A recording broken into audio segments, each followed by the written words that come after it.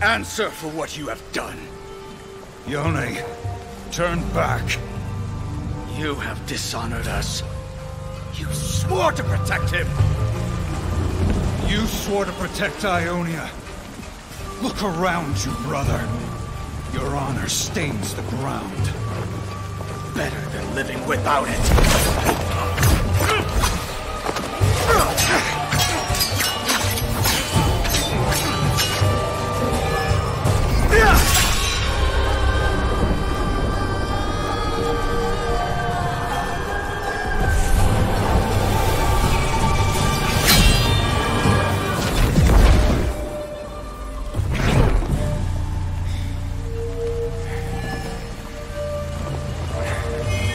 I'm sorry, brother.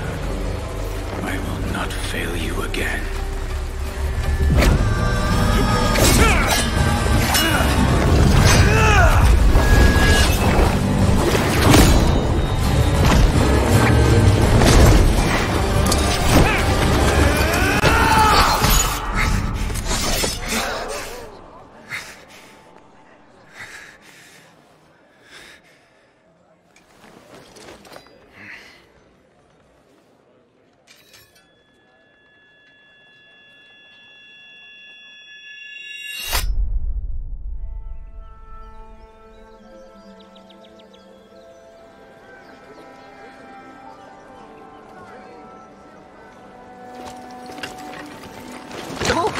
Apologies, Opa. I didn't mean to. It's all right.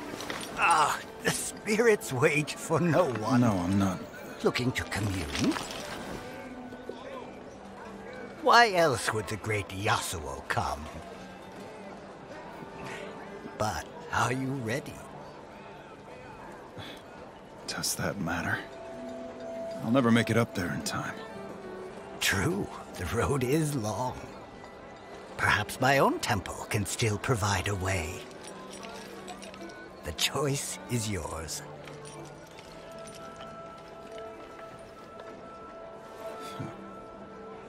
Is it?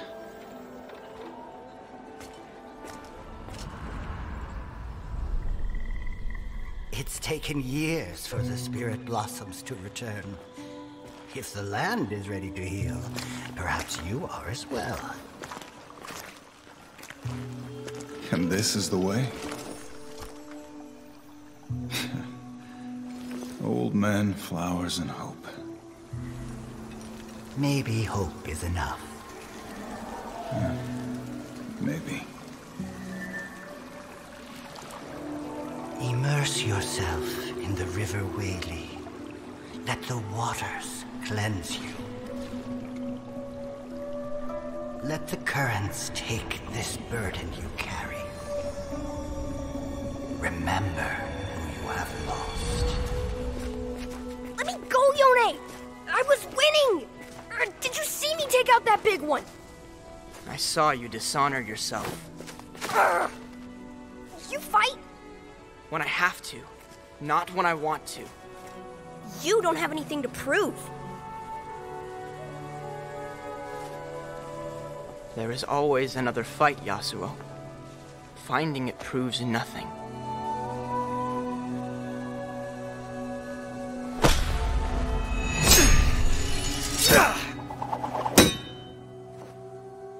Your place is here. With Elder Suma. He trained me for this. I can help end this war. Your duty is to this school. To your master. To Ionia. Then I should be out there protecting her.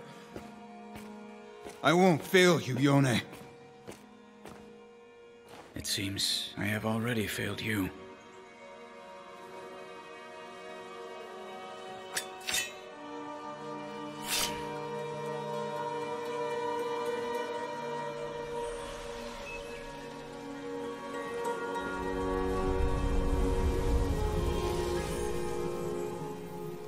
Drink this. It will help forge a bond between our realms. A drink rarely gets me out of trouble.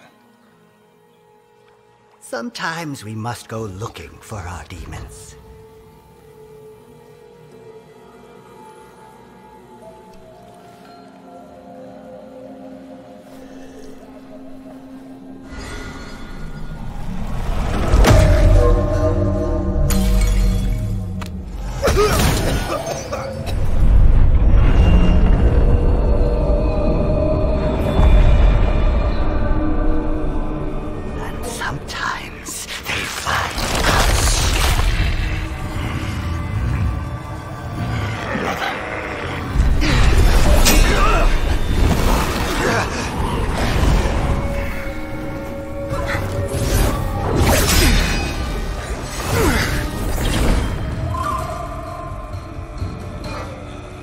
Show yourself.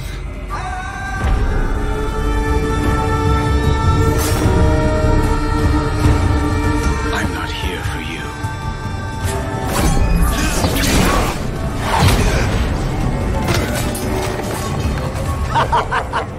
Killing me does nothing, Hunter. If he lives, I will return.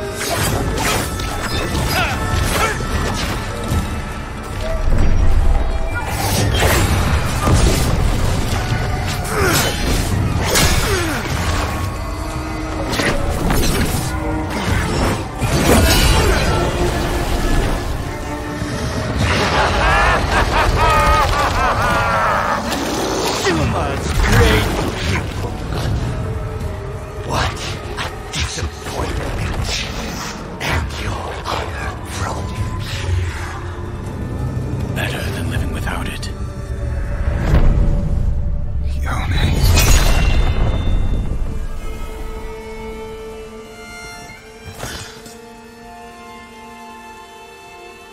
I'm no murderer. Then why are you running?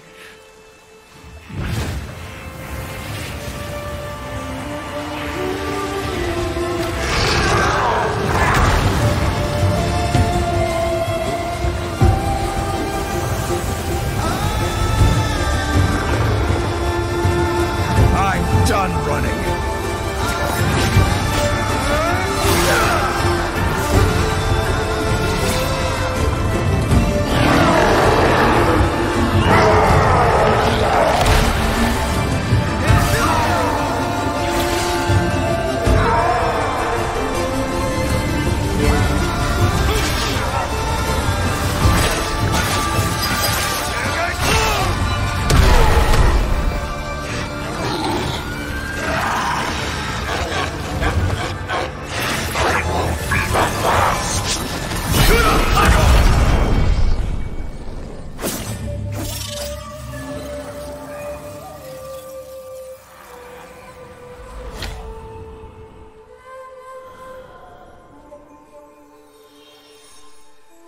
Have your revenge, brother. You might deserve death, but not by my hand. Then there is nothing left for me in Ionia. Even the wind has a path, brother.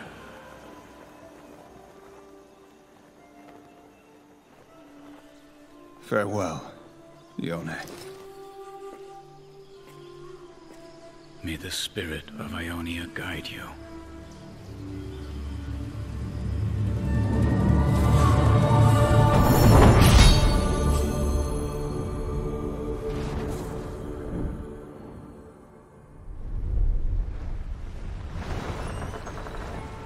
It's easier looking back, isn't it? The trick is seeing what lies ahead.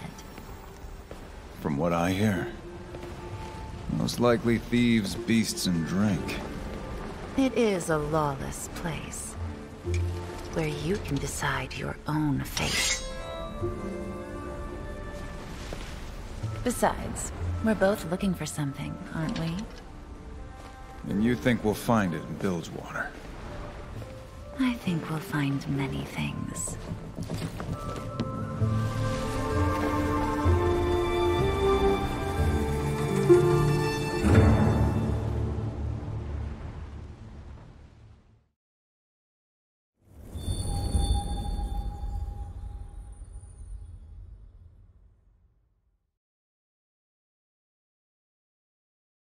Wasn't that absolutely beautiful? Kin of the Stained Blade, a brand new animated short from the team at Riot. They always do such a great job introducing new champions, but this one is very special. And joining me to talk about the reveal and also the incredible Spirit Blossom Festival that's happening in the League of Legends universe, we've got Ryan and Evan from Riot. Guys, great to have you with us. As I was saying, just such a beautiful anime piece that you guys put together. So Ryan, before we get into all the details, can you maybe just describe, like, what did we just see and witness? So what you just saw was a short film starring Yasuo that introduces Yone as a champion to League of Legends. It's a story of Yone and Yasuo in the past. As we all know, when people that follow the lore, Yasuo murdered his brother, and that's kind of a big moment. And we knew that if we wanted to bring Yone to League officially, we really wanted to make that feel very special, and which is why we went with the longer form short film to kind of drive that home. And you kind of get to see scenes from the past when they fought. And then what we see is who Yone is now, since he's died, fought an Azakane in the spirit world, and then been come back into the real world, and is now a kind of an Azakane hunter, tracking down demons and slaying them and turning them into kind of masks on his belt. Well, a lot of lore inside of that, and it obviously ties into this larger Spirit Blossom Festival, which is amazing what you guys have put together. It's, you know, not just an animated piece launching a champion. It really is this larger initiative, and even expands into Legend of Runeterra. Evan, I wanted to ask you a bit about how you guys translated this to your game, and I know you're heavily involved in sort of the art direction of Legends. So tell us, how did you take some of these ideas and what they were doing in League and translate that to the look and feel of your game? Yeah, it was a really interesting challenge. For us, you know, we just launched this game earlier this year. And so we had the Kanmei and Akana styles that they had been exploring, and from League, we actually were able to look at the skins and a lot of the VFX explorations and things like that. And then for us, it was all about kind of taking those styles, kind of creating our own style guides and briefs on it, and then applying them to a lot of our product lines. We've got card backs, you know, and we wanted to explore how can we distill some of the cool characters down into card backs. We also looked at how can we take some of the stuff that's unique to Legends of Runeterra and, you know, like both distill that down into a card back with this theme, as well as you know, how do we take these really just gorgeous styles that they created and turn them into a board, you know, turn them into Guardians, and, you know, really just as much as we could build this immersive experience for our players, so that if they got in and they were really excited about this theme, they'd be able just to kind of immerse, you know, and really engage with the game itself. Now, you guys obviously introduce new champions not often, but once in a while in League. But this ties into a bigger festival, and we've heard about sort of the Spirit Blossom Festival and event, and obviously League fans have been exposed to some of that already. But can you maybe just recap for everyone, like, what is Spirit Blossom? So Spirit Blossom is a big event in League of Legends. It includes 2 champions. We have Yone, which we just revealed, which will be coming in the second patch of the event. It's a patch that's going to be spanning 2 patches. I mean, an event that's going to be spanning 2 patches. Also Lilia, which we just released at the beginning of the event. It's going to have 10 skins, well, 11 skins if you count the prestige skins. We've made an entire visual novel metagame system as well, which you'll be able to kind of talk to and interact with a lot of champions in the Spirit Blossom universe, and get rewards from them and different kind of things out of the event, as well as like you've seen this animated short, as well as another one we did before for the event, The Path. So it's kind of a big moment in League. It's a big event. It's also a big moment in our lore as we kind of progress some lore forward with Yasuo and Ari and Yone. And how do you guys come up with these events, or, you know, this festival? Like, tell us a bit about the creative process of saying, hey, we know we want to do something, you know, obviously doing events throughout the year, but like, how do you zero in on this being the event, the even idea of like a Spirit Blossom festival? Like, what's the creative process that you guys go through to create these things? Yeah, so Riot operates in kind of a very bottom-up process and structurally. So how this actually all came to be is our personalization team, which is our team that creates skins and a lot of our cosmetics, has this team basically called that researches and tries to find new skin thematics. And they were working on this one that was kind of inspired by a lot of Eastern Asian mythology, folklore, cherry blossom, and a lot of different references. And I'd seen it on, I'm the lead producer of Champions team that works on a lot of the Champions in League. And I'd seen this on this program where you can kind of see different things different teams are working on.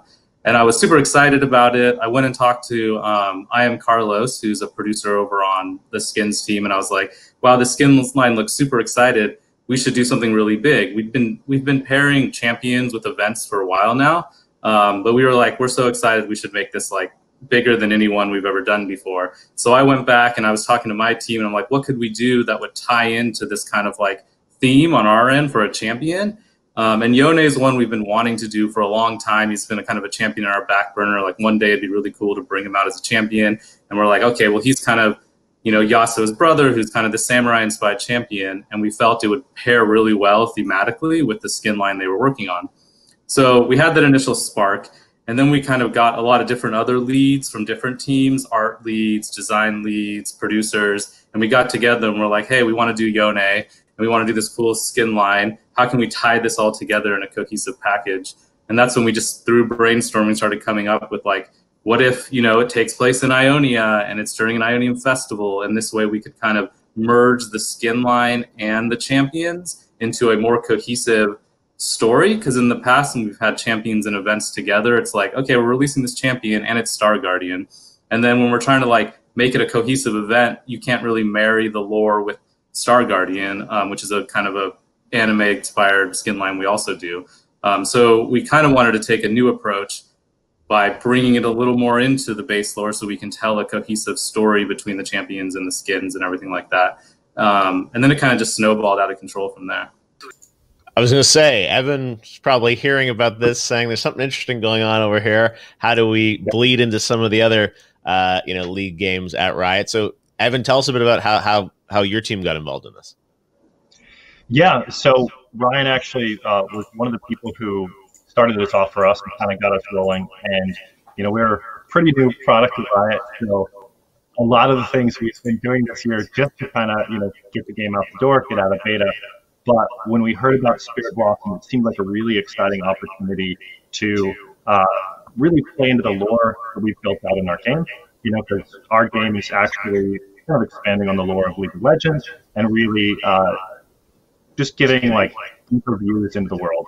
So for us, it was a really fun exploration to, I guess, really just kind of flesh out, you know, like take the cool styles, take the cool art that have been done for this event, and then map it to our Guardians and our boards and our emotes, and as much as we could, build a immersive experience that resonated with what was happening on League of Legends. Yeah, and another thing that we should talk about is Spirit Bonds and what you're doing there, because, you know, sort of this, as you talked about, sort of, you know, building lore. There's obviously in-game stuff happening, but maybe just tell us a bit what that is. It's sort of almost like a visual, inspired by sort of visual novels in a way, right, Ryan? Yeah, so originally we weren't even, like that wasn't even a plan for the event. When we originally pitched it to like low leadership to kind of create the whole event, after that snowballing situation I kind of mentioned earlier, it was just going to be a versus event. We were going to have these like evil spirits versus good spirits. But as we got further along, we decided that we didn't want it to be so good versus evil. We wanted it to be more like different shades of gray. So none of the skins and champions are necessarily good or evil. They're just whether they're kind of obsessed with their past or accepting their past. And they kind of can go back and forth from sides. So at this point, I was like, well, a versus event doesn't really make sense thematically for this. It's more about all these amazing, beautiful skins. A lot of them are like human and attractive. And I was like, well, and we were like, it was really anime focused and inspired by. And I started thinking one night, like, what could we do that would really like kind of bear hug the anime inspiration we're already going for? And I personally play a lot of visual novels. I have like 1,000 hours into FGO, as well as other ones, like huge fan of the Persona series. And then I kind of got back to the team and I was like, what if we did, since we're kind of going for this anime thing anyway, a visual novel meta system, which I think will actually resonate with a lot of the type of people that we think are going to be really excited about the skin and the skin line.